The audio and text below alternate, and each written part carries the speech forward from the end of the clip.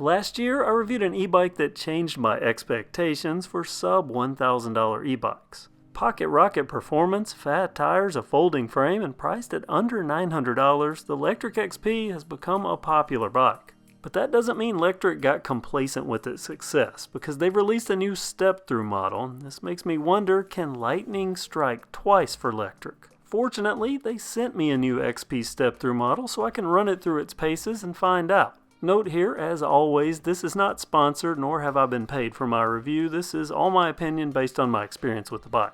Spec-wise, this bike has a lot of the stuff that I covered in my first XP review, so this video will make more sense if you've already seen that review, so I'll put a link down in the description so you can check it out, but all the original stuff is here. The same grips, same shifter, a twist throttle, and the M5 computer with its 5 pedal assist modes. Yet, while much is the same, there's a lot of small refinement that Lectric has put into their production bikes, because remember, my XP is a prototype version. Quite a few are subtle, like the Lectric branding on the M5 computer and the brake levers, going from Wuxing to 5-star, similar but ever so slightly different. The brakes themselves, they're still Tektro mechanical disc, front and rear with 160mm rotors. And there's still the familiar folding bike beanstalk with its adjustable handlebar height via quick release clamp. The beanstalk folding mechanism and the headset also carry over, as has the Blaze Light headlamp and the CST BFT 20x4.0 fat tires. Still pinchably cute, yet aggressive at the same time.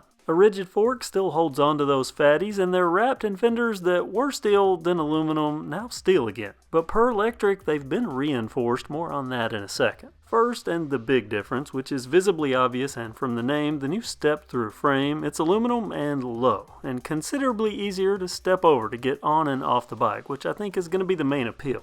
Harder to see, but an important functional tweak, Lectric has updated the folding latch to include a spring release button. Next is the drivetrain, which is exactly like that on the regular XP. It has folding pedals, pro wheel alloy crank arms, and a 52-tooth chainring. Now my prototype only has a 48-tooth. But for production models, they bumped it to 52-tooth to help with top-end pedal resistance. This will be a nice chance for me to see how that works out. Cut to the back, the same Trinity derailleur and a 14 to 28-tooth freewheel mounted to the Lectric branded 48-volt 500-watt hub motor. Above all that, a rear rack that's ever so slightly wider. It too has a spring-loaded clip, a clip that I use to hold mail on post office runs. Like the headlamp, the tail lamp is a Blaze Light, but now it's mounted an inch further back. Aside from the small tweaks I've shown and the front tube being lower, it's all very familiar if you've kept up with the XP, but the rear of this frame, completely redesigned. Instead of thick support arms arching back to the wheel, this Step-Thru XP has a traditional rear triangle. This new frame design means there's an extra mount point for the rear fenders. Fenders that are already reinforced, and that means no upward flex and metal clank noise on bumps.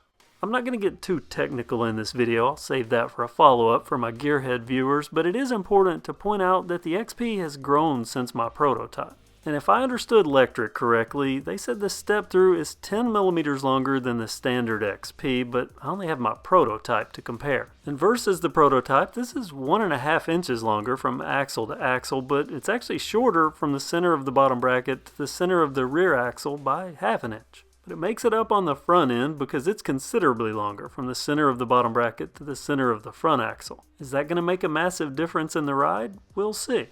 Other stuff to note, the charge port's in the same place, it's just lower now due to the frame design, and the keys have to be in this bike to use power. There is a stand present on all the production versions to use when the bike is folded, and quality-wise, I won't say this is better per se, but it is more refined, at least than the prototype. Adjustment-wise, a lot of people ask this. I'm 5'10", and the seat post and the handlebars will go up another 4 inches or so beyond my positioning. This is the same comfort saddle I have on my XP, but now with Lectric branding. And Lectric also has a shock absorber seat post that they sell as an add-on. With this frame now getting low like those little fat tires, does this still ride like the XP that I know? Well, all the important elements are here. It's still fast out of the box. It's capped at 20 miles per hour but upgradable to 28. We'll get to that in a second. This Step-Thru, it's still loads of fun and it's easy to dart around on.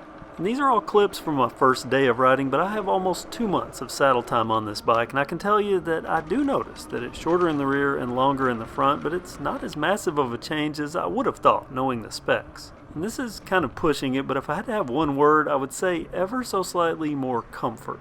The biggest difference is the new computer settings out of the box on these production bikes. Lectric programmed the output to be smoother on takeoff, so less punch. That's one of the key things I like about the prototype, that punch off the line. Luckily that and the top speed can be unlocked for power junkies, and it's easy to do. I did it on the side of the road. It's 3 simple computer settings and a reboot. All total took less than a minute, and I'm back on the road with full punch and 28 miles per hour. Performance per pedal assist mode, this is unlocked and in line with my other XP. Pedal assist mode 1, 7 miles per hour, then 10 miles per hour, 17, 20, and of course 28 miles per hour for pedal assist mode 5.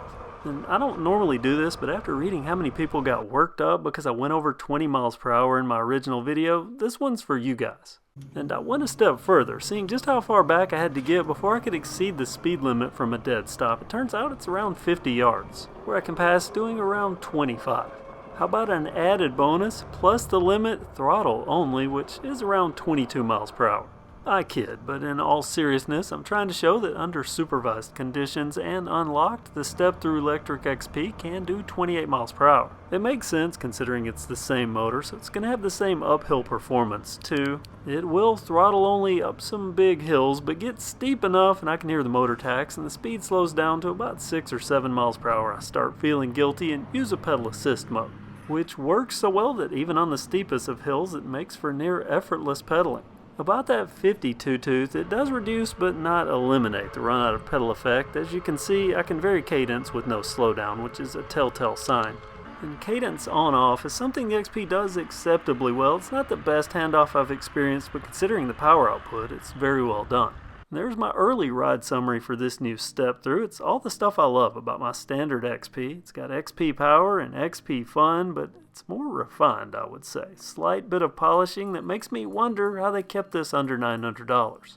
I also got my hands on the panniers that go with this bike, and I've seen in comments that the coupon code KevCentral is still active. At least in comments they say it is. That's from a year ago, and your mileage may vary, but if you're considering buying one, you may want to try it for free panniers because I like the look and the feel of this kit. It's easy to install and to remove, and it doesn't obstruct use of the rack. I already like the look of this Step-Thru model, but I think I like it even better with the panniers. Even though I showed this in the original review video, I should probably show it folded. It's the same process as the other. Open the frame latch, fold down the handlebars, and with a few yoga moves it becomes this. Compact enough to store in an RV or a small office, and I hear these are big in the RV community. A community me and my father are desperate to become part of, so RV sponsors, hit me up.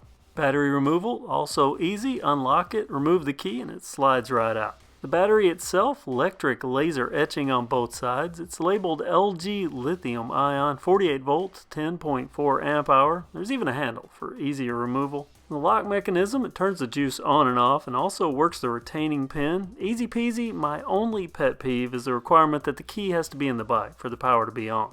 I hope you watched my other XP video before you got too far into this one. It'll help you appreciate the engineering and the refinement of this new Step-Thru model. Like the original, I can foresee this being very popular, and in my opinion, it's an excellent addition to the Lectric lineup. The hard part now is which one, the commando-like styling of the standard XP or the easy access lowrider styling of this new Step-Thru. And that gets us back to the original question I asked at the beginning of this video. Did lightning strike twice for Lectric? I say yes, very much so. But what do you think? Standard or the Step-Thru model? And if you own an XP, be sure to comment below. I'd love to hear your experiences. Along with commenting, be sure you're subscribed and that you have that notification bell active and that you give this video a thumbs up if you found it informative. Thanks for watching KevCentral and have a great day.